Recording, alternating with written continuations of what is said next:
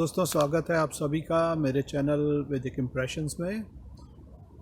पिछले 2 वीडियोस में हमने देखा था कि सूर्य का कुंडली के 12 भावों में क्या क्या फल होता है। दोस्तों, उसी श्रृंखला को आगे बढ़ाते हुए आज हम देखते हैं कि चंद्रमा का कुंडली के विभिन्न भावों में क्या फल होता है। इस वीडियो में हम कवर करेंगे भाव नंबर 1 से भाव नंबर 6 तक, और इसके बाद दूसरा वीडियो में हम कवर करेंगे भाव नंबर 7 से भाव नंबर 12 तक। दोस्तों, चंद्रमा जहाँ माँ का कारक होता है, वहीं चंद्रमा मन का भी कारक होता है। तो जब हम कुंडली में एनालिसिस करते हैं तो हमको ये भी देखना चाहिए कि लगन कुंडली के साथ साथ हम कुंडली की एनालिसिस चंद्र कुंडली से भी करें। चंद्र कुंडली क्या है? बहुत सिंपल है। आपकी कुंडली में जहाँ पर भी चंद्र विराजित हैं, उस भाव को लगन बना दीजिए और फिर एनालिसिस कीजिए। दोनों कुंडलियों, लगन कुंडली और चंद्र कुंडली के रिजल्ट्स को मैच करिए। जहाँ आपको कॉमन चीज़ें दिखाई दें, वो परिणाम 100% आपकी ज़िंदगी में दिखाई देंगे। सवाल उठता है कि चंद्र कुंडली ही क्यों? जैसा मैंने अभी कहा, चंद्र हमारे मन को दर्शाता है, और हम जो अपनी ज़िंदगी में एक्शंस लेते हैं वो हमारे मन के मुताबिक होते हैं। हम जो सोचते हैं उसके हिसाब से ही हम एक्शन लेते हैं। इसीलिए चंद्र कुंडली की एनालिसिस बहुत इम्पॉर्टेंट है। दोस्तों, चंद्रमा हमारी माँ और मन के साथ साथ हमारे इमोशंस, क्रिएटिविटी, फर्टिलिटी, इन सब चीज़ों को भी दर्शाता है। चंद्रमा एक जलीय ग्रह है और जल का हमारे शरीर में, हमारी ज़िंदगी में बहुत महत्व है। इसी वजह से चंद्रमा की इम्पोर्टेंस कुंडली के एनालिसिस में बहुत ज़्यादा बढ़ जाती है। आप सभी को मालूम होगा कि चंद्रमा का शेप हर दिन चेंज होता है। जब यह अमावस्या से पूर्णिमा की तरफ जाता है, शुक्ल पक्ष का चंद्रमा, तो बढ़ता जाता है, और जब पूर्णिमा से अमावस्या की तरफ जाता है तो इसका शेप घटता जाता है, और अमावस्या के दिन चंद्रमा बिल्कुल भी दिखाई नहीं देता। उसी तरह से depending on the birth day, उस दिन चंद्रमा किस पक्ष में था, उसका शेप, आकार कितना ज़्यादा था या कम था, उस शेप और आकार की वजह से कुंडली में फल बदल जाते हैं। जहाँ पूर्णिमा का चंद्रमा दिखाता है कि जातक बहुत ही ज़्यादा इमोशनल होगा, उसमें उतनी ही ज़्यादा हीलिंग पावर और स्ट्रेंथ होगी, वहीं अमावस्या का चंद्रमा इन चीज़ों में कमी करता है। एक चीज़ और देखने की है कि चंद्रमा हर दिन मूव करता है। उसकी करीब करीब 28 दिन की साइकिल होती है, अमावस्या से पूर्णिमा और वापस अमावस्या तक। क्योंकि चंद्रमा मूव करता है, इसकी शेप वेरी करती है, और ये एक जलीय ग्रह है। जिस तरह से जल मूव करता रहता है, उसी तरह से कुंडली में जहाँ पे भी चंद्रमा बैठेगा, वो दिखाएगा कि उस पर्टिकुलर भाव में, उस पर्टिकुलर भाव से रिलेटेड रिजल्ट्स में आपको वेरिएशन मिलेगा ज़िंदगी भर। आइए देखते हैं कि चंद्रमा पहले भाव में अगर हो तो उसका क्या फल होता है। दोस्तों, पहले भाव में चंद्रमा का फल अच्छा नहीं माना जाता। क्यों नहीं माना जाता? क्योंकि पहला भाव हमारे ब्रेन को दिखाता है और चंद्रमा दिखाता है वेरिएशंस को, वोलेटिलिटी को।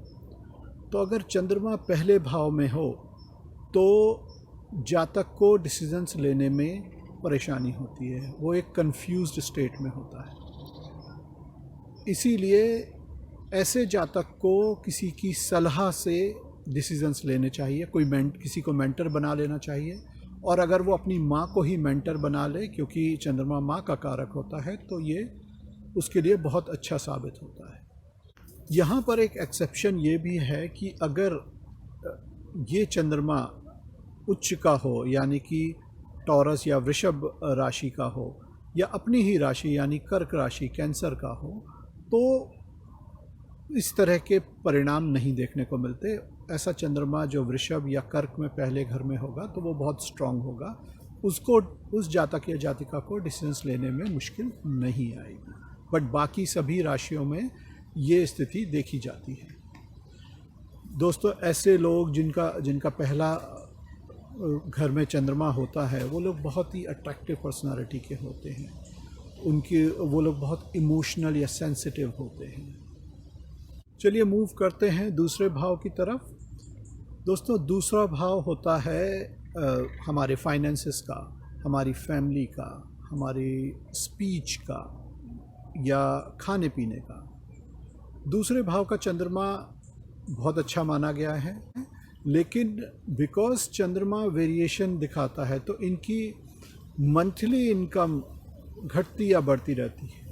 इसीलिए आप देखेंगे कि ऐसे लोग ज़्यादातर या तो बिज़नेस में होते हैं, या अगर वो सर्विस में होंगे तो उनके पास कोई और एडिशनल इनकम भी होगी, जिससे कि उनकी कुल आमदनी घटती या बढ़ती रहती है। दोस्तों, ऐसे लोगों को खाने पीने का बहुत शौक़ होता है और they want different variety in their day to day life. They don't like कि एक ही खाना, एक ही तरह का खाना वो बार बार खाएं। चलिए मूव करते हैं तीसरे घर की तरफ। तीसरा घर होता है हमारे चाइल्डहुड फ्रेंड्स का, हमारे सिबलिंग्स का, हमारे हाथ से काम करने की कला का। और क्योंकि चंद्रमा इनोवेटिव या क्रिएटिविटी का कारक है, तो ऐसे लोगों के हाथ में कला होती है, या उनकी राइटिंग में बहुत अच्छे होते हैं, या वो पेंटिंग करेंगे, या कोई और भी कला जो भी हाथों से की जाती है उसमें आप देखेंगे कि वो बहुत ही निपुण होंगे। ऐसे लोग बहुत ज़्यादा इमोशनल होते हैं अपने भाइयों बहनों को लेकर, अपने बचपन के मित्रों को लेकर। साथ साथ ऐसा भी देखा गया है कि ये लोग अगर किसी बिज़नेस में जाते हैं तो उनका बिज़नेस या तो कुछ मेडिसिन से रिलेटेड होगा, या वो अच्छे लेखक बन सकते हैं। चलिए मूव करते हैं चौथे घर की तरफ। चौथा घर होता है माँ का, और क्योंकि चंद्रमा माँ का कारक है तो ऐसे चंद्रमा की पोजीशन बहुत अच्छी मानी गई है। यहाँ पर चंद्रमा को दिग्बल या डायरेक्शनल स्ट्रेंथ प्राप्त होता है। कुल मिलाकर ऐसा जातक या जातिका जिनके चौथे घर में चंद्रमा विराजित हो, उनको माँ का पूर्ण सपोर्ट मिलता है और उनकी ज़िंदगी काफ़ी खुशी से भरपूर या चीयरफुल होती है। उनको घर में रहना या घर से ही काम करना बहुत पसंद आता है। दोस्तों, पांचवा घर होता है हमारे बच्चों का, हमारे फ्यूचर का, रोमांटिक लाइफ का, क्रिएटिविटी का, इनोवेटिविटी का।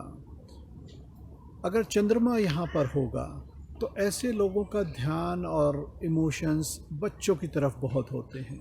उनको बच्चों के साथ रहना, या उनके अगर अपने बच्चे होते हैं तो उनके साथ समय बिताना या उनके लिए ही सब कुछ करना बहुत ज़्यादा पसंद होता है, या उनकी लाइफ का फोकस ही वही हो जाता है। क्योंकि ये रोमांटिक लाइफ का भी घर है और चंद्रमा जो है इमोशंस दर्शाता है, तो आप देखेंगे कि ऐसे जातक जातिकाओं का इंक्लिनेशन रोमांटिक लाइफ की तरफ ज़्यादा होता है। मटेरियल कंफर्ट के लिए प्लेसमेंट काफ़ी अच्छा है। ऐसे जातक जातिकाएं हमेशा कुछ ना कुछ नया करने की कोशिश करते हैं, अपनी जो भी चीज़ करते हैं उसमें प्रोग्रेस दिखाते हैं, उसमें कुछ क्रिएटिविटी लाते हैं। Overall it's a good placement for moon to be in 5th house. दोस्तों, मूव करते हैं छठवें घर की तरफ। छठवां घर होता है डेथ का, डिजीज़ का, एनिमीज़ का, कंपटीशन का, हमारी डे टू डे लाइफ का, या जिसको हम सर्विस बोलते हैं, सर्विसिंग का, राइट। चंद्रमा अगर यहाँ विराजित हो तो बहुत अच्छा नहीं माना जाता। इस घर में चंद्रमा मेंटल स्ट्रेस देता है।